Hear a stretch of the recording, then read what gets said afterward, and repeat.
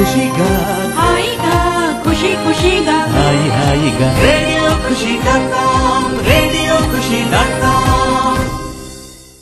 Hello listeners, welcome to interviews with radio ఖుషి.com. సినీ ప్రముఖుల మనోభావాలను తెలుసుకునే కార్యక్రమం ఇంటర్వ్యూస్ విత్ రేడియో ఖుషి.com కు స్వాగతం. ఇప్పుడు మీతో ఉన్నాడు మీ వరప్రసాద్.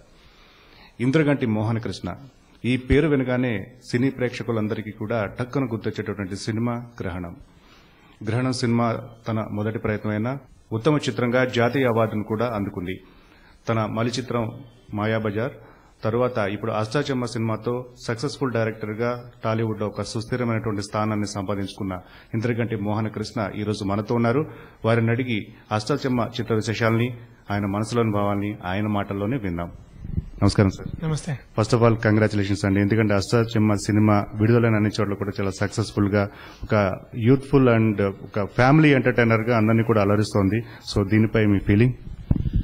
ఈ సినిమా మేము రాసినప్పుడే కుటుంబాలు కుర్రకారు అందరికీ నచ్చాలి అనే ఉద్దేశంతో రాయడం జరిగిందండి. అందుకనే ఇది కేవలం ఒక నగరాలకి సంబంధించిన సినిమా కాకుండా పట్టణాలు పల్లెటూరులో వాళ్ళ ప్రేక్షకులు కూడా నచ్చాలి.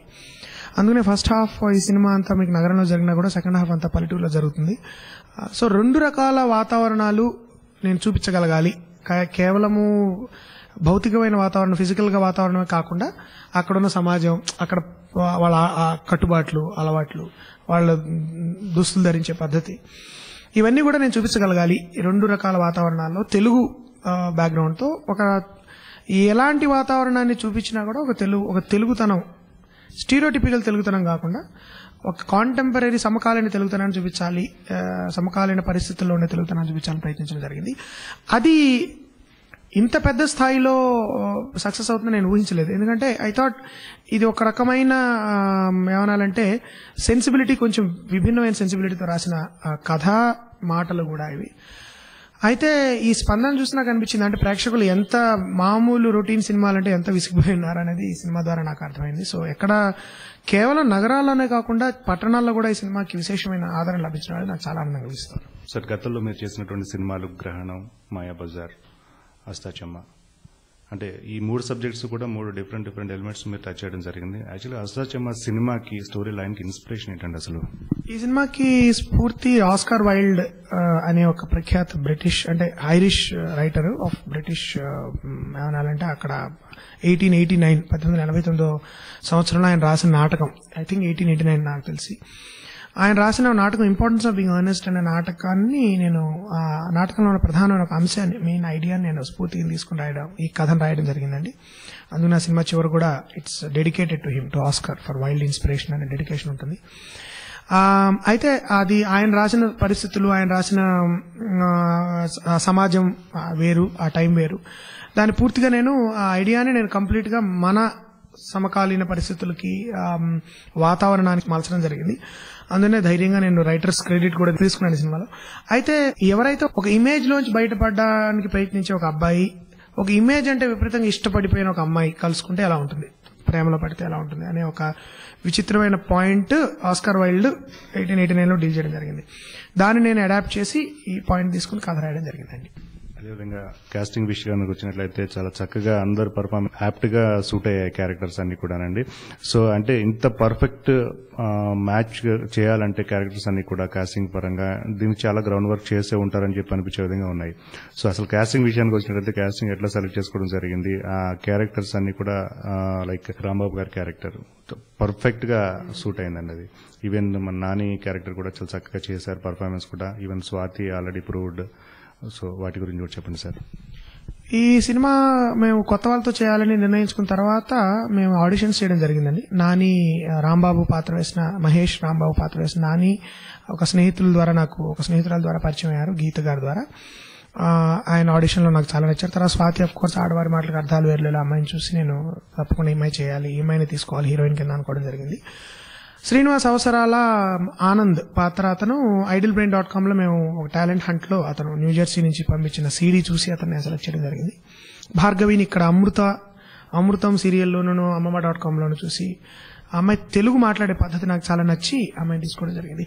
సో అందరినీ మేము ఆడిషన్స్ ద్వారా సెలెక్ట్ చేసిన తర్వాత దాదాపు ఒక 2 వారాలు మేము రీడింగ్ సెషన్స్ చేశాము. స్క్రిప్ట్ ని మొత్తం అందరం కూర్చుని కలిసి ఇదే ఆఫీస్లో చదవడము, వాళ్ళకున్న సమస్యల్ని అడ్రస్ చేయడము, వాళ్ళకున్న బెరుకుని తొలగించడము, వాళ్ళ మధ్యలో ఒక ఫ్రెండ్షిప్, నలుగురు యాక్టర్స్ మధ్యలో ఒక రకమైన స్నేహభావం పెంపొందించేలా మేము ప్రయత్నించడం జరిగింది. ఎప్పుడైతే మేము రీడింగ్స్ చేయలేదో అప్పుడు మేము అందరం కలిసి బయటికి వెళ్ళడము, సరదాగా భోజనం చేయడం, కలిసి కబుర్లు చెప్పుకోవడం, కేవలం సినిమా గురించి ఆలోచించడం కాకుండా దానివల్ల వాళ్ళ నలుగురిలో మంచి ప్రొఫెషనల్ అండర్స్టాండింగ్ కూడా రావడం జరిగింది.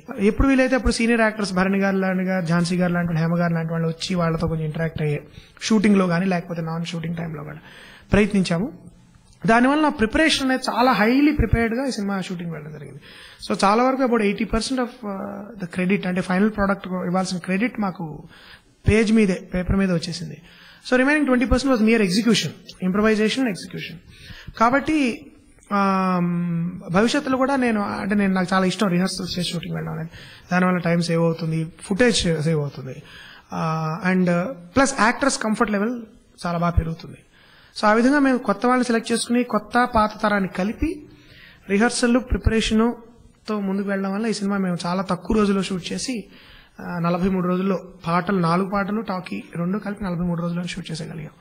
So I think what matters ultimately is that 75% cinema ఎప్పుడు పేజ్ మీద అయిపోవాలి, పేపర్ మీద. Remaining 25% should be simple execution of what we already thought. అంటే మీరు చెప్పినట్లుగా మీరు చెప్పిన పాయింట్ అవుట్ చాలా అద్భుతంగా ఉందండి. ఏంటంటే ఖచ్చితంగా బిఫోర్ గోయింగ్ టు సెట్స్ ఖచ్చితంగా ప్రీ ప్లాన్డ్ గా అందరూ కలిసి ఒక మంచి ఎన్విరాన్మెంట్, అంటే ఒక ఫ్రెండ్లీ ఎన్విరాన్మెంట్ క్రియేట్ అవ్వడం, ఇదంతా కూడా అవసరం అంటారా, లేదంటే యాక్చువల్గా మీ స్టైల్ ఆఫ్ మేకింగ్ ఇదేనంటారా? నాకు ఇలా చేయడం ఇష్టం అండి. I don't know other people how they do it, but నాకు చాలా వీలైనంత ప్రిపేర్డ్ గా వెళ్ళడం ఇష్టం. నేను పైగా రాసింది దాదాపు 95% నేను రాసినట్టు తీస్తాను. ఇంప్రవైజేషన్ చాలా తక్కువ. ఈ సినిమాలో కొంత ఇంప్రవైజేషన్ కామెడీ కాబట్టి ఎక్కువ ఉంది, మార్చడం అది ఎక్కువ చేయను నేను సెట్స్ మీద. As I right I shoot. So అందుకని అందరు టెక్నీషియన్స్ అంతే ప్రిపేర్డ్ గా ఉండాలని కూడా నేను ఆశిస్తాను. వాళ్ళు అలా ఉంటారు కూడా. నా సినిమాటోగ్రఫర్ తో మాట్లాడడం కానీ, ఆర్ట్ డైరెక్టర్, కాస్ట్యూమ్ డిజైనర్ కానీ, లేకపోతే యాక్టర్స్ కానీ వీలైనంత ప్రిపేర్డ్ గా ఉండడం వల్ల ప్రొడక్షన్ కాస్ట్ లో మేము కంట్రోల్ చేయగలగడము, బడ్జెట్ కంట్రోల్ చేయగలగడము. అట్ ద సేమ్ టైం ఒక రకమైన డిసిప్లిన్ కూడా ఉంటుంది. We start at 7 or 7:30 and we wrap at 6 o'clock. వాళ్ళకి మెంటల్ గా రెస్ట్ ఉంటుంది. 6 మనం కరెక్ట్ గా బ్రేక్ అయిపోయి we can go to our home or hotel and relax, come back tomorrow morning freshly. Evening మళ్ళీ మేము బ్రేక్ అయిపోయి ఇంటికి హోటల్ కు ఎక్కడికి వెళ్ళిపోయిన తర్వాత మళ్ళీ రిఫ్రెష్ అయిన తర్వాత we all get together, talk, కబుర్లు చెప్పుకోవడం. మన్నాడు ఎవరికైనా ఏమైనా ఫీడ్బ్యాక్ ఉంటే ఇలా చేస్తే బాగుంటుంది, రేపు సీన్ ఎలా చేయొచ్చు, రేపటి నా పర్టికులర్ క్యారెక్టర్ నేను ఇలా చేశాను, రేపు ఇంకేమైనా ఇంప్రూవ్ చేయొచ్చు, ఇలాంటివన్నీ డిస్కస్ చేసుకోవడానికి ఆ ఫ్రెండ్లీ వాతావరణం రిహర్సల్స్ వల్ల ఎక్కువ పెరుగుతుందని నేను భావిస్తాను. వీలైనంత వరకు భవిష్యత్తులో కూడా ఎవరైనా కూడా పెద్ద స్టార్స్ తో చేసినా, చిన్న స్టార్స్ తో చేసినా, కొత్త వాళ్ళతో చేసినా కూడా నేను ఎక్కువగా ఆ పద్ధతిలో చేయడానికి ఇష్టపడతాను. ముఖ్యంగా వాళ్ళు కొత్త వాళ్ళు అనేటటువంటి విషయాన్ని తెలియనివ్వకుండా చాలా చక్కగా పర్ఫామ్ చేయడం జరిగింది. బహుశా మీరు చేసినటువంటి గ్రౌండ్ వర్క్ ఉంటుందని చెప్పేసి మేము అనుకుంటున్నాం సార్. కొంతవరకు అది నిజమేనండి. అయితే ఒరిజినల్ గా వాళ్ళు చాలా టాలెంటెడ్ పీపుల్ కూడా, బోత్ శ్రీనివాస్ గానీ, నాని గానీ, లేకపోతే భార్గవి అండ్ స్వాతి, వాళ్ళు చాలా చాలా టాలెంటెడ్ అవ్వడం వలన వాళ్ళు ఆకలింపు చేసుకోగలిగారు పాత్రల్ని. ఇనీషియల్ గా ఉండే ఏవైతే చిన్న చిన్న బెరుకు, రొమాంటిక్ సీన్స్ లో చేయాలని ఉండే బెరుకు గానీ, లేకపోతే హాస్యం గబుక్కుని సిల్లీగా ఉండడానికి మనుషులు బెదురుతారు. అది ఆ బెదురు పోవడానికి రిహర్సల్స్ ఉపయోగపడతాయి. ప్లస్ వాళ్ళకి డైరెక్టర్ల పట్ల ఉన్న నమ్మకం పెరగడం, నాకు వాళ్ళ పట్ల ఉన్న నమ్మకం పెరగడం. ఓహో, నేను ఏమైనా సిల్లీగా ఉన్నా నన్ను ఎవరు వేళాకోళం చేయరు, నన్ను హర్ట్ చేయరు, నన్ను ఇన్సల్ట్ చేయరు అని ఇలాంటి ప్రాసెస్ నమ్మకం కలిగించడానికి రిహర్సల్స్ బాగా ఉపయోగపడతాయి. అప్పుడు సెట్ మీదకి వెళ్ళినప్పుడు నేను ఏమన్నా పొరపాటు చేసినా, లేకపోతే కొంచెం ఓవర్ ద టాప్ వెళ్ళిపోయినా కూడా ఈ డైరెక్టర్ నన్ను అవమానించడు, ఈ డైరెక్టర్ నన్ను తిట్టడు, లేకపోతే 10 మంది ముందర చెడ్డగా మాట్లాడరు. అసలు ఒకళ్ళొకళ్ళు అంటే ఏమిటి, డైరెక్టర్ అంటే ఎలాంటి వాడు అని తెలుసుకోవడం రిహర్సల్స్. కొత్తగా ఫ్రెష్ గా 7ంటికి పొద్దునే వచ్చి అప్పుడు సర్ప్రైజ్ అవడం కంటే 2-3 వారాలు మీరు కలిసి ఫ్రెండ్స్ గా ఉంటే then it becomes easy. So ఎప్పుడు నేను అది చేయడానికి ఇష్టపడతాను. That's a very healthy practice నా దృష్టిలో. అంటే పాయింట్ విషయానికి వచ్చినట్లే చిన్నగా అనిపించినా గానీ, బట్ స్టోరీ స్క్రీన్ ప్లే అనేది చాలా గ్రిప్పింగ్ గా చాలా చక్కగా చేయడం జరిగింది. అంటే తీసుకున్న లైన్ చిన్నదైనా కానీ దాని చుట్టూ స్టోరీ నేరేట్ చేయడం అనేది it's different thought. And so అది ఎట్లా మీరు వర్కౌట్ చేయగలిగారు అసలు? అంటే మా కథనము కొన్ని సినిమాల్లో కథ చెప్పడానికి బోల్డంత ఉంటుందండి. సో ఆ కథని ఫాలో అయితే మీరు కథనం చెప్పేసేయడం ఒక పద్ధతి. 2 ఒక సినిమాలో ఐడియాని కథనంలో పెట్టగలగడం అనేది ఇది రెండవ కేటగిరీ చెందింది. అందుకనే చాలా ఎక్కువ పని చేయాలి. Dialogue driven, performance driven, dialogue driven story ఇది. నాట్ నెసెసరీలీ కొండవీటి చేస్తాడంత కథ ఉన్నది కాదు. అయితే కథ అంటే నా దృష్టిలో 10 పేజీలు ఉన్నది కూడా నా దృష్టిలో కథ కాదండి. ఒక 6-7 ఇంపార్టెంట్ టర్నింగ్ పాయింట్స్ ఒక కథలో, ఒక కథనంలో కానీ ఉంటే అది చాలా ఇంట్రెస్టింగ్ స్టోరీ కింద మలిచే అవకాశం ఎక్కువ ఉంటుంది మనకి.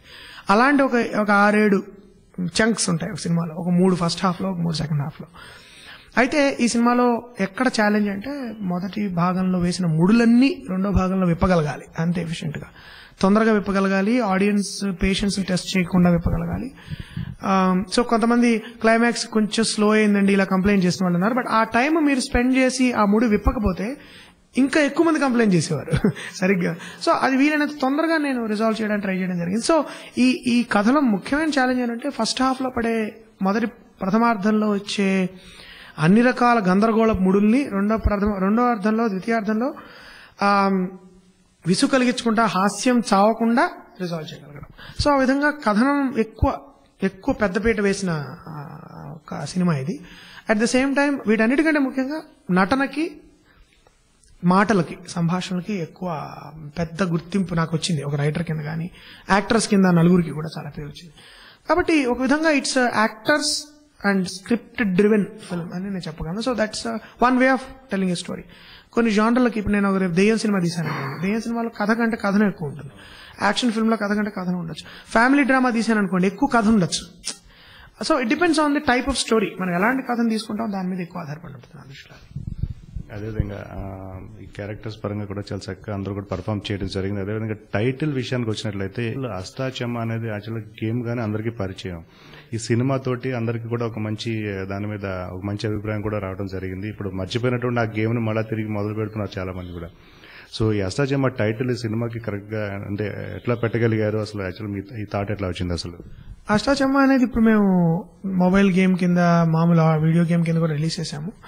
అయితే 2 జంటలు, ఈ సినిమాకి నేను ఒరిజినల్ గా పెట్టిన క్యాప్షన్ ఏంటంటే ఒక పేరు, 2 జంటలు, 4 ప్రేమలు, డజన్ గొడవలు. సో ఒక 2 జంటల మధ్యలో అలా పెరిగి ఒక 8 కథల కింద, 8 ప్రేమల కింద అది. సో ఒరిజినల్ గా 2 ప్రేమలు, 2 జంటలు, 4 ప్రేమలు అన్నా కూడా అనుకోకుండా ఇంకో 2 జంటలు యాడ్ అవుతాయి సినిమాలో. ఎలా యాడ్ అవుతాయనే సినిమాలో తెలుస్తుంది అది. సో దానివల్ల ఏంటంటే 8, 4 అష్టాచెమ్మ. ప్లస్ ఈ క్యాప్షన్ గురించి మేము మాట్లాడుతున్నాం, మా మ్యూజిక్ డైరెక్టర్ కళ్యాణి మలిక్ గారు సజెస్ట్ చేసే టైటిల్ ఇది. అంటే మేము రకరకాల తెలుగు పేరు ఉండాలంటే కథ కంచికి అందాం, ఇది అందాం, అది అందాం. ఫస్ట్ నేను అనుకున్న పేరు హలో హలో అబ్బాయి అని పెట్టాను దానికి వర్కింగ్ టైటిల్. బట్ ఎప్పుడైతే మాలిక్ కళ్యాణి గారు ఒకసారి సడన్ గా మాట్లాడుతూ అష్టాచెమ్మ అంటే ఎలా ఉంటుంది అనగానే మా అందరికీ అది నచ్చడం, వెంటనే అది ఓకే చేయడం జరిగింది. ఎలాగైతే అష్టాచెమ్మ ఆటలో ఎత్తులు పై ఎత్తులు వేస్తూ ఒకళ్ళ కాయిన్స్ ని ఇంకోళ్ళు చంపేసుకుంటూ ముందర పంటగడి చేరాలని ప్రయత్నిస్తారు, అలాగే దీనిలో కూడా 2 జంటల మధ్యలో జరిగే విచిత్రమైన ఆట ఇది. అందుకని ఈ సినిమాకి పేరు బాగుంటుందని చెప్పి అష్టాచెమ్మ అని పెట్టడం జరిగింది. అదేవిధంగా లావణ్య క్యారెక్టర్ తీసుకున్నట్లయితే రియల్ లైఫ్ లో అట్లాంటి క్యారెక్టర్స్ ఉంటాయంటారా? అంటే ముఖ్యంగా చాలా మంది ఈ సినిమా గురించి నాకు ఒకళ్ళిద్దరు విమర్శకులు రాసిన రివ్యూలు చదివి నాకు నవ్వు వచ్చింది. ఆనంద్ తల్లిదండ్రులు అలా ఎవరైనా పిల్లల్ని ప్రేమించే వాళ్ళు ఉంటారా, డబ్బు ఎక్కువ ఖర్చు పెట్టమని అడిగేవాళ్ళు, ఇలాంటి లావణ్య లాంటి వాళ్ళు ఉంటారా? ప్రధానంగా అష్టాచెమ్మలో మనం గుర్తించాల్సింది ఏంటంటే అష్టాచెమ్మ వ్యంగ్య రచన అండి. It's not a realistic story. వ్యంగ్య రచనలో ప్రధానమైన ఏమిటంటే ఎగ్జాజరేషన్ అనేది అంతర్భాగంగా ఉంటుంది. ఏ కామెడీ మీరు తీసుకున్నా, జంజాల గారి కామెడీ తీసుకున్నా, ఒక సినిమా కథలంటే పిచ్చున్న ఒక పాత్ర మీకు అదేంటది శ్రీవారికి ప్రేమ లెక్కలో కనబడుతుంది.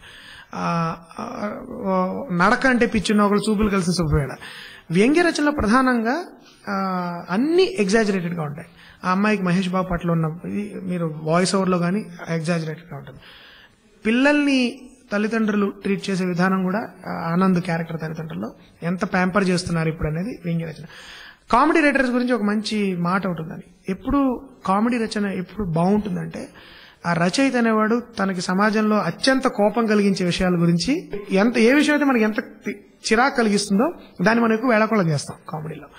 సో అలాంటి మీరు ఆ సినిమా చూస్తే నాకు ఎక్కువ అంటే చిరాకు అంటే నా ఉద్దేశం ఫ్యాన్స్ అనేవాళ్ళు చిరాకు కలిగిస్తారని కాదు, కానీ ఒక విచిత్రమైన ఒక పిచ్చిలోంచి పుట్టిన ఒక తిక్కమక పరిస్థితి ఎలా ఉంటుంది, అది పరిస్థితిని చూపిస్తూ మన సమాజంలో మనకి ఏవైతే విషయాలు అబ్జెక్షనబుల్ గా అనిపిస్తాయో, అతిగా అనిపిస్తాయో వాటిని మనం అతిగా చూపించి ప్రేక్షకుల దృష్టిని దానివైపు మరల్చడం అనేది వ్యంగ్య రచనలో ప్రధానమైన ఉద్దేశం.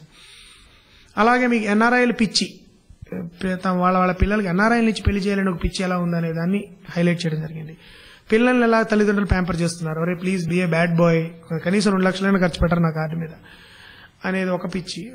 మహేష్ బాబు అంటే పిచ్చి ఉండదు, మహేష్ అనేవాడిని పెళ్లి చేసుకోవాలి ఒక పిచ్చి. వాళ్ళ అన్నయ్య ఎవరో ఒక అబ్బాయి గురించి చెప్తే ఆ అబ్బాయిని ఊహించేసుకున్న ఒక అమ్మాయి. సో వ్యంగ్య రచనలో మనం ఏం చేస్తామంటే కామిక్ ఎంటర్టైన్మెంట్ ద్వారా సమాజంలో ఉన్న కొన్ని చిన్న చిన్న విషయాల మీద దృష్టి మార్చడం అనేది ఉద్దేశం. అంతేగాని వ్యంగ్య రచన ఉద్దేశం ఎక్కడ సమాజాన్ని ఉద్ధరిద్దామని కానీ లేకపోతే సీరియస్ గా ఉండడం దాని ఉద్దేశం కాదండి. ఇంకోటి అంటే వ్యంగ్య రచన ఇంకో ప్రధాన ఉద్దేశం ఏమిటంటే it is also to entertain. అంటే జనాలు వచ్చినప్పుడు at the back of their mind they should think about what is being said, but ప్రధానంగా ఇట్స్ సార్ట్ ఆఫ్ ఎంటర్టైన్స్ వ్యంగ్య రచన అనేది. సో వ్యంగ్య రచన అనే దాన్ని మనం సీరియస్ గా తీసుకోకూడదు. వ్యంగ్య రచనని ఆ ఫార్మాట్ లోనే అర్థం చేసుకోవాలి.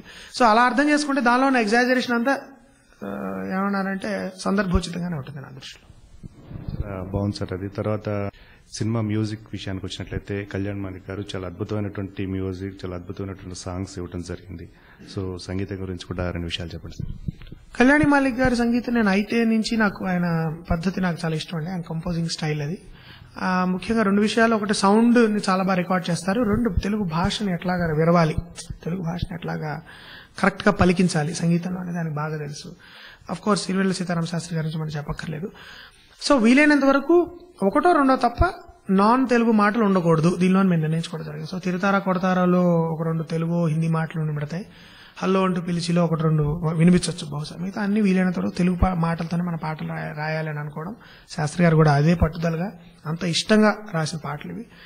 అండ్ కళ్యాణి గారు 4 విభిన్నమైన కంపోజిషన్స్ చేయాలి. బట్ ఏది చేసినా కూడా దానిలో మెలడీ ఉండాలి, తెలుగు భాష క్లియర్ గా వినబడాలి. ఇవి మేము బేసిక్ రూల్స్ గా అనుకుని చేయడం జరిగింది. సో నా దృష్టిలో కళ్యాణి మాలిక్ గారు చాలా రోజుల తర్వాత చాలా అర్థవంతమైన శ్రావ్యమైన సంగీతాన్ని సినిమాలో ఇచ్చారు. నా దృష్టిలో చాలా హై క్వాలిటీ మ్యూజిక్ అండి. అది కొంతమందికి అర్థం కూడా కాకపోవచ్చు. అంటే ఎంత హై క్వాలిటీయో అర్థం చేసుకోవడానికి మనకి ఆ రిఫరెన్స్ పాయింట్ కూడా కరెక్ట్ గా ఉండాలి. కాబట్టి చాలా చోట్ల నేను నవ్వుకుంటూ ఉంటాను కొన్ని రివ్యూస్ లో, సంగీతం పర్వాలేదు బాగానే ఉందని రాసినప్పుడు నాకు నవ్వు వచ్చింది. ఎందుకంటే ఉత్తమమైన సంగీతం ఏమిటని గుర్తించలేని పరిస్థితులు కూడా మనం ఉన్నాం ఇప్పుడు. అంటే ఉత్తమ సంగీతం ఏంటి, ఉత్తమ సాహిత్యం ఏంటి. ఎందుకంటే చాలా మంది హిందీ వాళ్ళు తెలుగు పాటలు పాడుతున్నారు ఇప్పుడు. చాలా పాటలు అసలు మీరు లిరిక్ అర్థం అవ్వదు, మీకు వినబడినా తెలుగా, ఇంగ్లీషా, హిందీయా, తమిళమా కూడా తెలియని దౌర్భాగ్య పరిస్థితిలో ఉంది చాలా వరకు పాటలు. సాహిత్యపరంగా మీ సాంగ్స్ అన్నింటిలో కూడా చాలా చక్కగా, అంటే ఆ పదాల అమరిక అనేది చాలా చక్కగా కుదిరింది. ప్రాస కూడా చాలా బాగుందండి. నేను మార్నింగ్ వచ్చేటప్పుడే విన్నాను, ఆల్రెడీ మార్నింగ్ రెగ్యులర్ గా వింటూ ఉంటాను అవి. తర్వాత ఈ హల్లో అంటేలో కూడా పదాల అమరిక చాలా వండర్ఫుల్ గా చేశారండి, అది చాలా బాగుంది. దాని క్రెడిట్ అంతా కళ్యాణి గారికి సీతారామ శాస్త్రి గారికి వెళ్ళాలండి. అంటే మన కోరిక మనం వెలిపించడం వేరు, కానీ దాన్ని ఎగ్జిక్యూట్ చేయగలగడం అంత అందంగా అనేది. కానీ ప్రధానంగా ఏంటంటే ఇప్పుడు మన దురదృష్ట పరిస్థితి ఏంటంటే తెలుగు భాష మాట్లాడే కుర్రకారే తక్కువైపోయారు. చాలా దౌర్భాగ్య స్థితి అది. అంటే మామూలు తెలుగు మాటలు కొన్ని అసలు అర్థం అవట్లేదు వాళ్ళకి. అష్టాచమ్మా టైటిల్ పెట్టే ముందు మేము 1 సార్లు ఆలోచించాల్సి వచ్చింది, మామూలు సిటీ ఆడియన్స్ కి అర్థం అవుతుందా, తెలుగు ఎంత మంచిగా తెలుగు వినబడుతోందండి అని మనం మాట్లాడుకోవాల్సి వస్తుందంటేనే అది ఎంత దరిద్ర పరిస్థితితో మనం ఆలోచించాలి. అయితే ఒక విధంగా ఇలాంటి సినిమాలు ప్రేక్షకులు ఆదరిస్తున్నారంటే కూడా దాని ఎగ్జాంపుల్ ఏంటంటే వాళ్ళకి అంత నచ్చింది, వాళ్ళంత రిఫ్రెషింగ్ గా ఫీల్ అవుతున్నారు, దాన్ని వాళ్ళు ఎంతో ఆనందంగా ఆహ్వానిస్తున్నారంటే అది గొప్ప సైన్ నా దృష్టిలో. అదొక గొప్ప. అంటే ఇంగ్లీష్ భాష తప్ప నాకు చాలా ఇష్టం, నేను చాలా ఇంగ్లీష్ మాటలు వాడతాను. కానీ మన భాషను పక్కన పెట్టేసి మన భాషను సంకరం చేసేసి ఒక చెత్త తెలుగు, ఒక సిటీ తెలుగు, అది తెలుగు యాంగ్లిసైజ్డ్ యాక్సెంట్ తో తెలుగు మాట్లాడడం, టెన్షన్ అయిపోతున్నాను, లవ్ చేస్తున్నాను, సైట్ కొడుతున్నాను, ఇలాంటి ఒక చెత్త తెలుగు వచ్చేస్తుంది మనకి. అది కాకుండా తెలుగుని తెలుగుగా అందంగా రాయగలిగితే, ఇంగ్లీష్ గా అందంగా మాట్లాడగలిగినప్పుడు we'll have more interesting stories and films. నాకు ఇంగ్లీష్, నేను I speak lot of English, నాకు చాలా ఇష్టం. బట్ రెండింటిని మనం వేరు చేయగలగాలి, చాలా ఖచ్చితంగా క్లియర్ గా ఉండాలి. మనం అసలు తెలుగు భాషని బాగా కుర్రవాళ్ళకి, మన యువతరానికి తెలుగు భాష రాదండి. చాలా మాటలు తెలియట్లేదు. అంటే మీకు టౌన్స్ లోనూ పల్లెటూరులో హాయిగా తెలుగు మాట్లాడతారు, సిటీస్ లో మాత్రం తెలుగు భాష అర్థం చేసుకోగలగడం, మాట్లాడడం చాలా తగ్గిపోయింది. ఒక చెత్త రకమైన తెలుగు భాష వస్తుంది. మీకు హ్యుమానిటీస్, సోషల్ సైన్సెస్ కూడా చచ్చిపోతున్నాయి యూనివర్సిటీస్ లో. ఇప్పుడు అంతా కంప్యూటర్ చదవడం, I want become either software engineer or some other engineer. Telugu ఎలాగ మన భాష కదండి, ఇంట్లో మాట్లాడుకుంటూ ఉంటాం కదా, పర్వాలేదనే ఒక చెత్త లాజిక్ ఒకటి వచ్చింది. అదేం కాదండి. ఎంతమంది మన తెలుగు కుర్రాళ్ళు ఇప్పుడు హైదరాబాద్ లో మీ తెలుగు సాహిత్యంలో గొప్ప రచయితలు ఎవరైనా చెప్పగలుగుతారు? ఎంతమంది ఒక సెంటెన్స్ ఇంగ్లీష్, ఒక వాక్యం ఇంగ్లీష్ రాకుండా మాట్లాడగలుగుతారు? ఎంతమంది వాళ్ళ వాళ్ళ వాళ్ళ తెలుగు సాహితీ చరిత్రను కానీ, మామూలు సాంస్కృతిక చరిత్రను కానీ, మన గొప్ప సంగీత విద్వాంసులు ఎవరు, మన గొప్ప సాహితీవేత్తలు ఎవరు, మన గొప్ప విమర్శకులు ఎవరు, అసలు మన క్లాసికల్ లిటరేచర్ ఏమిటి, వీటిని ఎవరు ఎంతమంది తెలుసు అసలు మామూలు సామాన్య అనుకునే వాళ్ళకి? సో మనం ఏదైనా ఒక రిఫరెన్స్ ఇచ్చినా లేదన్నా చాలా మందికి అసలు అదేమిటో కూడా తెలియట్లా. సో అలాంటి దౌర్భాగ్య స్థితిలోంచి మనం బయటికి రావాలి. వచ్చినప్పుడు నాకు ఎక్కువ ఆనందం కలిగించేది ఈ సినిమా విషయంలో ఏంటంటే, చాలా మంది కుర్రవాళ్ళు, యువత కూడా ఈ సినిమాని ఆదరిస్తున్నారు. చాలా రోజుల తర్వాత మంచి తెలుగు వింటున్నాం, మంచి తెలుగు డైలాగులు వింటున్నాం, మంచి తెలుగు హాస్యం చూస్తున్నాము. అది చాలా చాలా మంచి ప్రోత్సాహకరమైన విషయం అష్టాచమ్మ వరకు. అదేవిధంగా మీరు చెప్పినట్టుగా తెలుగు భాష పట్ల అంటే ఈ ఛానల్స్ అంటే రకరకాలటువంటి మాధ్యమాలు వస్తున్నాయి. అందులో కూడా వాళ్ళు ప్రత్యేకంగా మాతృభాష పైన ఎటువంటి ప్రత్యేకమైనటువంటి కార్యక్రమాలు కానీ, అంటే జస్ట్ మార్పు అనేది ఒక చోట మొదలైనా కానీ ఖచ్చితంగా అందరికీ కూడా రావాలి, ఖచ్చితంగా మీరు చెప్పినట్లుగా. సో యాక్చువల్లీ దీనికి సొల్యూషన్ అంటే ఎట్లా ఉంటే బాగుంటుందని మీరు అనుకుంటారు, మీ మనసులో మాట? సొల్యూషన్ అంటేనండి, మాతృభాష ఊరికే జెండాలు పట్టుకు తిరగడం వలన, ఊరికే ధర్నాలు చేయడం వలన మా తెలుగు భాషకు కూడా ప్రాచీన సాహిత్య స్టేటస్ ఇవ్వండి, ఇలాంటి అనవసరపు వాటికంటే సమకాలీన సమాజంలో మన తెలుగుకి ఏం చేస్తున్నాం? స్కూల్స్ లో తెలుగుని ఎంతవరకు ఎంకరేజ్ చేస్తున్నాం? చాలా స్కూల్స్ ఇప్పుడు ఇంగ్లీష్ మీడియం ఇన్స్ట్రక్షన్ మారాలని అంటున్నారు. ఎంతమందికి మామూలుగా తెలుగు భాష పట్ల అసలు గౌరవం ఉంది, జెన్యున్ అండర్స్టాండింగ్ ఉంది? ఊరికే నేను ఇప్పుడు నాకు తెలుగు భాష మీద పిచ్చింది కదా అని వెళ్ళిపోయి మా అమ్మాయి మెడలో ఉంచేసి తన చేత పెద్ద బాల శిక్ష చదివించడం కాదు. జెన్యున్ గా తెలుగు భాష మనం ఎందుకు మామూలు స్కూల్స్ లో తెలుగుని ఇంగ్లీష్ తో సమానంగా ట్రీట్ చేయలేకపోతున్నాం? ఎందుకు మనం ఒక సుమతి శతకం గానీ, ఒక భాస్కర్ శతకం గానీ, లేకపోతే ఒక వేమన శతకం గానీ మనం ఎందుకు చదివించలేకపోతున్నాం మన పిల్లల చేత? లేకపోతే ఒక మామూలు కేవలం తెలుగు క్లాసికల్ తెలుగు లిటరేచర్ కాదు, ప్రస్తుతం చాలా మంది రకరకాల వర్గాలకు చెందిన వాళ్ళు అందమైన తెలుగు రాస్తున్నారు. ఒక మొహమ్మద్ ఖదీర్ బాబు లాంటి ఒక ముస్లిం ఆయన అద్భుతమైన వాళ్ళ నెల్లూరు జిల్లా యాసలో అద్భుతమైన తెలుగు రాస్తున్నారు. గోపిని కరుణాకర్ గారు ఆయన సంబంధించిన ఒక పద్ధతిలో రాస్తున్నారు. చాలా మంది దళిత రచయితలు, చాలా మంది మహిళా రచయితలు రకరకాల తెలుగులో తెలంగాణ మాండలికంలో రాస్తున్నారు, రాయలసీమ. ఇవన్నీ కూడా కుర్రవాళ్ళు చదవాలి, యంగ్స్టర్స్ చదవాలి, స్కూల్ వాళ్ళు. అక్కడి నుంచి పునాది వాళ్ళకి ఏర్పడితే మన తెలుగు భాషలోనే ఎంత వైవిధ్యం ఉంది, ఎన్ని రకాల మంది ప్రాంతాల వాళ్ళు ఎన్ని రకాలు రాస్తున్నారు, అవి చదివి తెలుసుకో, నాకు అర్థం అవ్వట్లేదు అనడం కాకుండా కష్టపడి వాటిని నేర్చుకుని ఆ మాండలికాలను అర్థం చేసుకోగలిగే పరిస్థితి వచ్చినప్పుడు ఒక సమగ్రమైన అండర్స్టాండింగ్ వస్తుంది. ఆ కల్చర్, తెలుగు కల్చర్ అంటే ఎప్పుడు నేను గొబ్బెమ్మలు, పొడుగు జడలు కేవలం ఒక ప్రాంతం తాలూకు కల్చరే కాకుండా అన్ని రకాల ప్రాంతాలు రకరకాల తెలుగు కల్చర్. హైదరాబాద్ బిర్యానీ నా దృష్టిలో తెలుగు కల్చర్ లో భాగమే, హైదరాబాదీ తెలుగు కల్చర్ లో భాగమే, తెలంగాణ నా దృష్టిలో తెలుగు కల్చర్, రకరకాల భాషలో రకరకాల అవన్నీ అర్థం చేసుకోగలిగినప్పుడు ఒక సమగ్రమైన అవగాహన వస్తుంది. అది మీకు స్కూలింగ్ నుంచి స్టార్ట్ చేయాలి. అంతేగాని స్కూల్లో మనం ఇంగ్లీష్ మీడియం పెట్టేద్దామండి, మన ఇంట్లో ఎలాగ మాట్లాడతారు, ఇంట్లో మీరు ఏం మాట్లాడతారు? నా ఇంట్లో నా స్టాండర్డ్ బట్టి నా పిల్లలు ఉంటారు. అందరిలోనూ ఆ విధమైన సమగ్రమైన అవగాహన వచ్చే వాతావరణం ఉండకపోవచ్చు. సో స్కూలింగ్ నుంచి అది ఉంటే కనుక మన పొటెన్షియలే మనకి తెలియట్లేదు, మన సాహిత్యంలో ఉన్న పొటెన్షియల్ తెలియట్లేదు, మన సంస్కృతిలో ఏమన్నా సంస్కృతి అనగానే ముందర మేము చెప్పినట్టు సంక్రాంతి, గొబ్బెమ్మలు, తెలుగుతనం, పావడాలు పట్టుకు ఆడపిల్లలు పరిగెత్తడం, అట్లా తద్ది పాటలు పాడడమే తెలుగు అనుకుంటున్నారు. అది కాదు, there is a whole lot of diverse culture in Telugu. అది స్కూలింగ్ నుంచి జరిగితే తప్ప ఆ అవగాహన కుదరదు. చిన్నప్పటి నుంచి మొక్కే వంగంది మానే వంగుతుంది అన్నట్టుగా ఇప్పుడు నేను చెప్పిన టెన్షన్ అవ్వద్దురా, డిసైడ్ అయిపోయానరా, లవ్ చేస్తున్నానరా, తెలుగులోకి వచ్చి ఆగుతుంది బండి చివరికి. అలా కాకుండా ఇంగ్లీష్ భాషను పక్కాగా నేర్చుకోండి, చాలా అందమైన భాష అది. తెలుగు భాషను పక్కాగా నేర్చుకోండి, రెండు భాషలు హాయిగా మాట్లాడుకోవచ్చుగా. హిందీ కూడా పక్కాగా నేర్చుకోండి, there is nothing wrong in it.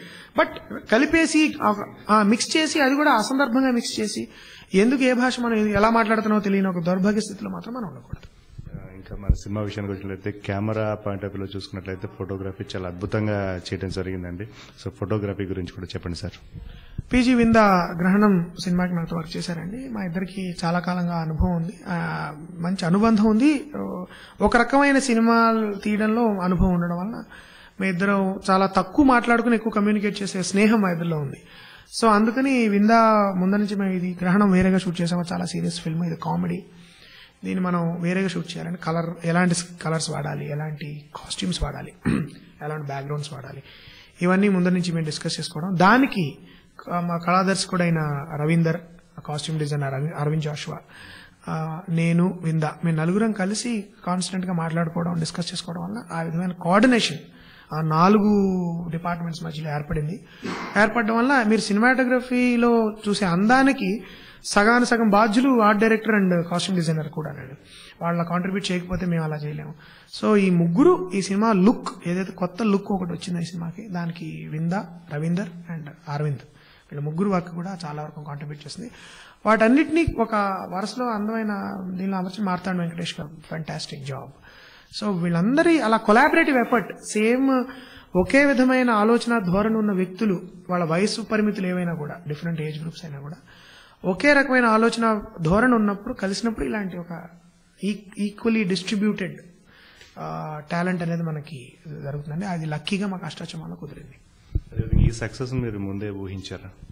లేదండి, అంటే సక్సెస్ఫుల్ అవ్వాలని అందరూ కోరుకుంటాము. ఈ సినిమా ఆడకుండా ఉండడానికి ఛాన్స్ లేవని మాత్రం నాకు అనిపించింది. మంచి ఆరోగ్యకరమైన హ్యూమర్ ఉంది. ఒక సెక్షన్ ఆఫ్ ఆడియన్స్ ఖచ్చితంగా ఇది అపీల్ అవుతుందని మేము గట్టిగా నమ్మాము. అయితే అది దాటి పరిధుల్ని ఎక్కువ మంది ఆనందింపజేస్తుంది అనేది నాకు కూడా చాలా ఆనందం కలిగిస్తుంది. సో వీ కెనాట్, అంటే ముందరే మనం ఇలా గిరిగీసుకుని మనం చెప్పలేము ఎవరికి నచ్చుతుంది ఎవరికి నచ్చుతుంది. Audience are still unpredictable. కానీ మేము ఆశించిన దానికంటే ఎక్కువ మంది ఈ సటిలిటీని, దీని సునిశ్చితమైన హాస్యాన్ని, తెలుగు భాషలో ఉన్న నుడికారాన్ని వాడి రాసిన హాస్యాన్ని ఎక్కువ మంది ఆనందించగలుగుతున్నారని నాకు వ్యక్తిగతంగా చాలా ఆనందాన్ని కలిగిస్తుంది. అదేవిధంగా ఇంకొక వ్యక్తి గురించి కంపల్సరీ చెప్పుకోవాలి, శ్రీనివాస్ గారి గురించి మరొకసారి చెప్పుకోవాలని. ఎందుకంటే ఆయన క్యారెక్టర్ పరంగా చాలా చక్కగా క్యారెక్టర్ న్యాయం చేయడం జరిగింది. అదేవిధంగా ఆయన యాక్టింగ్, నటనా పరంగా కూడా చాలా మెచ్యూర్డ్ గా, అంటే ఆ టైమింగ్ చాలా బాగుంది, ఆ ఫేస్ అని ఇవన్నీ కూడా చాలా చక్కగా చేయడం జరిగింది. యాక్చువల్గా శ్రీనివాస్ గారి గురించి కూడా 2 విషయాలు చెప్పండి. యాక్చువల్గా ఆయన నటనా పరంగా ఏమైనా శిక్షణ లాంటిది ఏమైనా ఇవ్వడం జరిగిందా, లేదంటే ఆయన బేసికల్ గా ఆర్టిస్టా? అసలు ఆయన గురించి చెప్పండి సార్ 2 విషయాలు. శ్రీనివాస్ ఇప్పుడు యాక్టింగ్ కోర్స్ చేస్తున్నారండి లీ స్ట్రాస్బర్గ్ ఇన్స్టిట్యూట్ న్యూయార్క్ లో. బట్ ఒరిజినల్ గా ఆయన ఈ జస్ట్ న్యాచురల్ టాలెంట్. ఆయన పంపించిన ఒక CD చాలా క్యాజువల్ గా ఆయన హోమ్ వీడియో తీసి పంపించారు. అది నేను చేసుకోవడం, అది ఒరిజినల్ గా అతను వరల్డ్ సినిమా తెలిసిన వాడు అవడము, అక్కడ నాకు అతనికి ఒకటే రకమైన డైరెక్టర్స్ ఇష్టం అవడం, అతను వుడీ అలెన్ అంటే ఇష్టం, నాకు వుడీ అలెన్ అంటే ఇష్టం, అల్ పచినో, రాబర్ట్ డి నీరో అతను నచ్చినట్లే నాకు ఇష్టం. సో మా మీద కమ్యూనికేషన్ చాలా ఈజీ అయింది. అతను ఒరిజినల్ గా is a very gifted actor. అందువల్ల ఏమైందంటే అతనితో వర్క్ చేయడం చాలా ఈజీ అయింది. మొదటి 2-3 రోజులు కొంచెం టెన్షన్ పడ్డా అతను మొట్టమొదటిసారి జీవితంలో ఎప్పుడు కెమెరా ఫేస్ చేయడం వల్ల, అతను ఒరిజినల్ గా యాక్టింగ్ అంటే ఇష్టం ఉండడం వల్ల, చదువుకున్నవాడు అవడం వల్ల, సెన్సిబిలిటీ మంచి, బోత్ నాని అండ్ శ్రీనివాస్ ఇద్దరు కూడా చాలా మంచి రిఫైన్డ్ సెన్సిబిలిటీ ఉన్నవాళ్ళు. స్వాతి కూడా చాలా రిఫైన్డ్ సెన్సిబిలిటీ, భార్గవి కూడా చాలా refined sensibility. As individuals and as actors ముఖ్యంగా సెన్సిబిలిటీ చాలా సున్నితమైనది అయినప్పుడు వాళ్ళని డైరెక్ట్ చేయడం, గైడ్ చేయడం, నాకు ఇది కావాలని చెప్పడం ఈజీ అవుతుంది. సో శ్రీనివాసే కాదు, నాని, స్వాతి, భార్గవి విషయంలో కూడా నేను ఒక విధంగా అది అదృష్టం అని చెప్పాలి. ఇప్పుడు అది దొరకదు అవకాశం. సో నలుగురు కూడా మంచిగా సెన్సిబిలిటీ, సంస్కారవంతులు అవడము, చదువుకున్న వాళ్ళు అవడము, సినిమా గురించి అవగాహన ఉన్న వాళ్ళు అవడం వల్ల వాళ్ళ నలుగురిని డైరెక్ట్ చేయడం ఈజీ. ముఖ్యంగా శ్రీనివాస్ బికాజ్ ఈ ప్లేడ్ కామిక్ టచ్ ఉన్న రోల్ చేయడం వలన. అయితే శ్రీనివాస్ కామెడియన్ కాదండి, శ్రీనివాస్ క్యారెక్టర్ యాక్టర్స్ కూడా చాలా బాగా పర్ఫార్మెన్స్ కూడా బాగా చేయగలడు. అందుకనే అతను ఈ సినిమాలో అతని పాత్ర అందరికి ఎక్కువ నచ్చడానికి కారణం, అతను కమెడియన్ లా చేయలేదు, ఓ పాత్రలా చేశాడు. అతను వెకిలి వేషాలు వేస్తుంటే ఈ పాత్ర అంత పండేది కాదు. అతను ఆనంద్ అనే క్యారెక్టర్ ఎలా పోషించడం వల్ల ఎక్కువ మంది నవ్వుతున్నారు. అది శ్రీనివాస్ యొక్క ఇంటెలిజెన్స్ కి, అతను అర్థం చేసుకున్న దానికి, అతని ఒరిజినల్ టాలెంట్ కి నిదర్శనం దృష్టిలో. కాబట్టి శ్రీనివాస్ ని కమెడియన్ కింద ముద్ర వేయడం నేను కూడా ఇష్టపడ్డాను. అతను త్వరలోనే వేరే రకాల పాత్రలు ప్రూవ్ చేసుకోగలడని నమ్మకం. అదేవిధంగా నాని క్యారెక్టర్ పబ్ లో చేసినటువంటి డాన్స్ పర్ఫార్మెన్స్ కూడా చాలా అద్భుతంగా వచ్చిందంటే, పబ్ సాంగ్ కూడా చాలా బాగుంది. సో దాని గురించి కూడా చెప్పండి సార్. అంటే నాని ఇప్పటివరకు ఇప్పుడు డాన్స్ చేయలేదండి, అతను డాన్స్ ట్రైనింగ్ కూడా తీసుకోలేదు. కానీ అతను like I said they are instinctively talented people, Nani and Srini. అతను ఎప్పుడు యాక్టింగ్ ట్రైనింగ్ కూడా తీసుకోలేదు. అతను జస్ట్ కేవలం తను ఇన్స్టింక్టివ్ గా ఎలాగైతే అర్థం చేసుకున్నాడో పాత్ర అలా చేయడం జరిగింది. సో నేను ముందరంతా రిహార్సల్స్ చేయడము, నాకు ఎలా కావాలో చెప్పడం, క్లారిటీ అర్థం చేసుకో, రెసిప్రొకేట్ చేయడము, ఇవన్నీ. స్వాతి కూడా అలాంటి అమ్మాయి, స్వాతి కూడా ఇన్స్టింక్టివ్ యాక్టర్స్ అమ్మాయి. భార్గవి కూడా చాలా prepared and instinctive actors. So వాళ్ళు అలాంటి నటులైనప్పుడు మనం ఎక్కువ శ్రమ పడాల్సిన అవసరం ఉండదు. నాని విషయంలో కానీ, స్వాతి విషయంలో ముఖ్యంగా వచ్చేది. అండ్ భార్గవి కూడా చాలా చాలా ప్రిపేర్డ్ గా వచ్చేది. ఇంకా ఝాన్సీ గారు, భరణి గారు, హేమ గారి సంగతి మనం చెప్పక్కర్లేదు. They all come very prepared. So నటనా పరంగా ఇంత ఉన్నత స్థాయి నటన ఇలాంటి కొత్త వాళ్ళు ప్రదర్శించగలగడానికి కారణం ఏంటంటే, first of all they are extremely talented, 2 they are extremely disciplined, 3 they are extremely well prepared. మనం ఏం చేయదలుచుకున్నాము ఈరోజు 2 రోజుల ముందరే నిద్రలో లేపడిగినా ఆ డైలాగు అది ఎలా చేయాలి అనేది వాళ్ళంతా ప్రిపేర్డ్గా రావడం వలన డాన్స్ అవనండి, యాక్టింగ్ అవనండి, కామెడీ అవనండి, రొమాన్స్ అవనండి, స్పూఫింగ్ చేయాల అవసరం అవనండి, ఏదైనా కూడా అంత అవలీలుగా వాళ్ళు చేయగలడానికి కారణం it's their talent plus their discipline అని చెప్తాను. గతం మీరు చేసినటువంటి సినిమాకి జాతీయ పురస్కారం కూడా రావడం జరిగింది. సో ఆ వివరాలు కూడా చెప్పండి సార్. గ్రహణం చలంగారి కథ దోషగుణం ఆధారంగా నేను చేయడం జరిగిందండి. దానికి జాతీయ ఉత్తమ ప్రథమ చిత్రం దర్శకుడు అవార్డు వచ్చింది అప్పుడు. That was in 2004. సో నేను ఆ సినిమా చాలా తక్కువ బడ్జెట్లో ఒక చిన్న వీడియో కెమెరాలో తీయడం జరిగింది. తర్వాత దాన్ని ఫిల్మ్ కింద ట్రాన్స్ఫర్ చేశాము. ఇప్పటికీ అది చాలా ఫిల్మ్ ఫెస్టివల్స్ లో ప్రదర్శించబడుతోంది. త్వరలో అది యాక్చువల్లీ మన సెప్టెంబర్ 19th న్యూజెర్సీలో జరిగిన ఇండిపెండెంట్ సౌత్ ఏషియన్ ఫిల్మ్ ఫెస్టివల్లో ఆ స్క్రీనింగ్ జరిగింది. సో ఆ తర్వాత మాయాబజార్ అనే సోషల్ ఫ్యాంటసీ నేను సినిమా తీయడం జరిగింది. అదంతా నేను అనుకున్నంత ఆదరణకి నోచుకోకపోయినా కూడా నేను బాధపడాల్సిన సినిమా అయితే కాదు. చాలా ఇప్పటికీ చాలా ఒక వాకి ఒక టైప్ ఆఫ్ ఫిల్మ్స్ నచ్చే వాళ్ళకి అది నచ్చింది. ఇప్పటికీ it's doing very well on television. అయితే అష్టాచెమ్మ మాత్రం నాకు నా అభిరుచికి నా వ్యక్తిత్వానికి చాలా దగ్గరగా వచ్చే సినిమా అది. హాస్యరస ప్రధానమైన చిత్రాల వరకు సంబంధించిన వరకు నేను ఎలాంటి సినిమాలు తీయాలని ఇష్టపడతాను, ఎలాంటి సినిమాలు చూడాలని ఇష్టపడతాను, అలాంటి సినిమా అది. ఆ సినిమాను కూడా అన్ని రకాల ఫెస్టివల్స్ కి, అన్ని రకాల జాతీయ మామూలుగా రాష్ట్రీయ పరమైన అవార్డ్స్ అన్నిటికీ కూడా పంపిద్దాం అనుకుంటున్నాను. జనాదరణకు అయితే ఆల్రెడీ అది నోచుకుంది. అయితే టాలెంట్ పరంగా చాలా కొత్త వాళ్ళ అద్భుతమైన టాలెంట్ ఉన్న వాళ్ళని ఈ సినిమాలో పరిచయం చేశాము. శ్రీనివాస్ గానీ, నాని గానీ, లేకపోతే of course Swathi and Bhargavi గానీ, వాళ్ళందరికి కూడా విమర్శకుల నుంచి కూడా గుర్తింపు రావాలని నేను కోరుకుంటున్నాను, వస్తుందని భావిస్తున్నాను. సో ఖచ్చితంగా గ్రహణంలాగానే దీన్ని కూడా అన్ని రకాలైన పురస్కారాలు కూడా పంపిద్దాం అనుకుంటున్నాను. డెఫినెట్ గా మీరు అనుకున్నది ఖచ్చితంగా జరుగుతుంది. అదేవిధంగా coming to your personal life విషయానికి వచ్చినట్లయితే యాక్చువల్గా మీ బ్యాక్గ్రౌండ్ ఏంటి అసలు? అంటే సినిమా అంటే కళారంగం పట్ల ఎట్లా ఆకర్షితులయ్యారు అసలు? మీ బ్యాక్గ్రౌండ్ ఏంటి అసలు? ఇంట్లో సాహితీ వాతావరణం. మా నాన్నగారు శ్రీకాంత్ శర్మ, జానకి బాల ఇద్దరు, మా అమ్మగారు జానకి బాల గారు ఇద్దరు సాహితీవేత్తలు అవడము, మా నాన్నగారు critic and poet and scholar, మా అమ్మగారు కథలు, కథానికలు, నవలలు రాయడం వల్ల కూడా చిన్నప్పటి నుంచి నాకు సాహిత్యం పట్ల అవగాహన కానీ ఆసక్తి అనేది. తర్వాత ఇంట్లో వాతావరణం, ఇంట్లో సంగీత సాహిత్య వాతావరణం చాలా కంటిన్యూస్ గా మేము పాటలు పాడడము, కంపోజ్ చేయడము, రాయడము, పుస్తకాలు చదవడం అనేది ఉండడం వల్ల గ్రాడ్యువల్ గా ఆ ఇంట్రెస్ట్ అక్కడి నుంచి సినిమాల్లోకి నాకు ఎప్పుడు మళ్ళిందో తెలియదు కానీ మళ్ళింది. ఆ ఇంట్రెస్ట్ నుంచి నేను అట్లా సాహిత్యం ఏదైతే ఉందో, గొప్ప రచనలు ఏవైతే ఉన్నాయో ఏదో టైంలో దాన్ని నేను సినిమాలోకి తీసుకురావాలని భావించడం జరగడం, అక్కడి నుంచి నా ఇంట్రెస్ట్ స్టార్ట్ అయింది. అలా అది పెరుగుతూ నేను తర్వాత ఎంఏ, ఎంఫిల్ ఇంగ్లీష్ లిటరేచర్ చదవడం జరిగింది. తర్వాత ఎంఎఫ్ఏ ఫిల్మ్ మేకింగ్ లో చేయడం జరిగింది. డాక్యుమెంటరీస్ లో కొంతకాలం వర్క్ చేసి సినిమాల్లోకి వచ్చి ఫస్ట్ గ్రహణం చలంగారి రచన.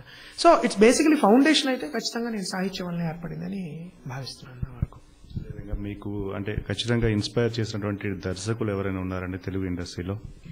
ఒకళ్ళనుండండి. ఒక్కొక్క సినిమా విశ్వనాథ్ గారి యాక్ట్ ఇష్టము, రామ్ గోపాల్ వర్మ ఇనీషియల్ గా రియలిజం, ఆయన పాపులర్ సినిమాలోకి సహజత్వాన్ని తీసుకురావడం అనేది నాకు చాలా నచ్చింది. మణిరత్నం గారి విజువల్ స్ప్లెండర్ నచ్చుతుంది. పాత తరంలో కేవీ రెడ్డి గారి డ్రమాటిక్ స్టైల్ కానీ, లేకపోతే బిఎన్ రెడ్డి గారి పోయిటరీ, తర్వాత అఫ్ కోర్స్ క్లాసిక్ డైరెక్టర్స్ లో నాకు Akira Kurosawa, Japanese film maker, ఎప్పటికీ ఇష్టం. Satyajit Ray films of course ఎప్పుడు ఈజ్ అ మాస్టర్ నా దృష్టిలో. సో రకరకాల దర్శకులు రకరకాల కారణాలకి మనకి స్ఫూర్తినివ్వడం జరుగుతుంది. అలాగే రచయితలు, రచనలు, టెంపరీ ఫిల్మ్ మేకర్స్ లో బాంబేలో విశాల్ భరద్వాజ్, షిమిత్ అమీన్, వీళ్ళిద్దరు నాకు చాలా ఇష్టమైన దర్శకులు. తెలుగులో ప్రస్తుతం Chandrasekhar Yeleti for example, and Sekhar Kammula Godavari లాంటి ఫిల్మ్ కానీ. So these are all films that you excite you.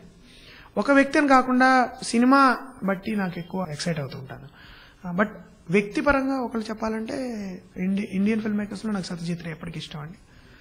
World film makers లో Akira Kurosawa, Japanese film maker, ఎప్పటికీ నాకు ఇన్స్పైర్ చేసేవాడు.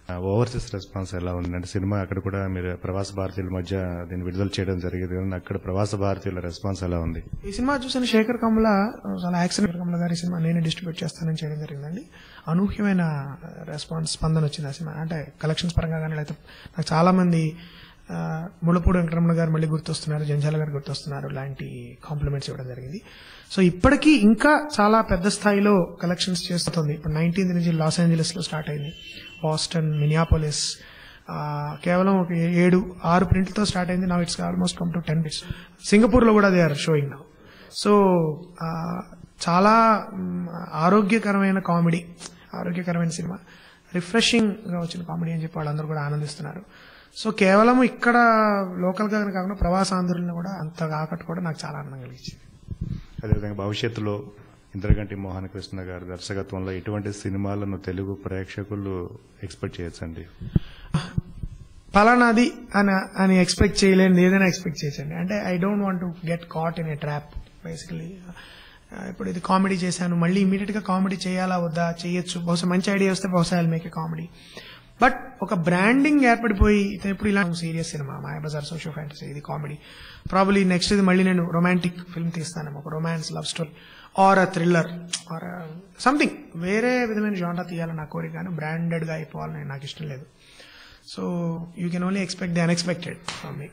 మీ చైల్డ్హుడ్, మీ హోమ్ టౌన్ గురించి, మీ భాష గురించి కూడా 2 విషయాలు చెప్పండి సార్. నేను పుట్టింది తణుకు అయినా కూడా నేను పెరిగిందంతా విజయవాడ అండి. నా గ్రాడ్యుయేషన్ వరకు విజయవాడలోనే ఉన్నాను. నేను పోస్ట్ గ్రాడ్యుయేషన్ మాత్రం హైదరాబాద్ లో నేను వచ్చిన తర్వాత నా కుటుంబం కూడా, మా అమ్మగారు నాన్నగారు మొత్తం షిఫ్ట్ అయిపోయారు. అక్కడే నేను ఎంఏ ఎంఫిల్ ఇంగ్లీష్ లిటరేచర్ చేయడం, తర్వాత టొరాంటో కెనడా వెళ్ళి చేయడం జరిగింది.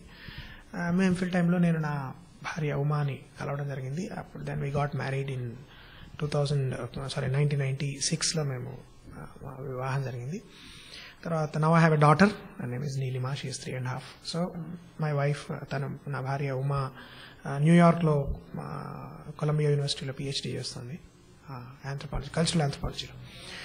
So basically we are a very tight knit family and we all, మా అందరికి అభిరుచులు కూడా ఒక ఇలాంటి సాహిత్యం అన్నమాట. So I hope to continue making interesting films like this. అదేవిధంగా భవిష్యత్తులో కూడా మీరు ఇంకా తెలుగు ప్రేక్షకులు మనసులను ఆకట్టుకునే విధంగా ఇంకా మంచి మంచి సినిమాలు చేయాలి, ఇంకా మంచి పేరు తెచ్చుకోవాలని మా రేడియోఖుషి.com శ్రోతలందరి తరపున, మా రేడియోఖుషి.com టీం అందరి తరపున కూడా మీకు బెస్ట్ విషెస్ అండి. Thank you very much. ఖుషిగా హాయిగా ఖుషి ఖుషిగా హాయి హాయిగా రేడియో ఖుషి.com రేడియో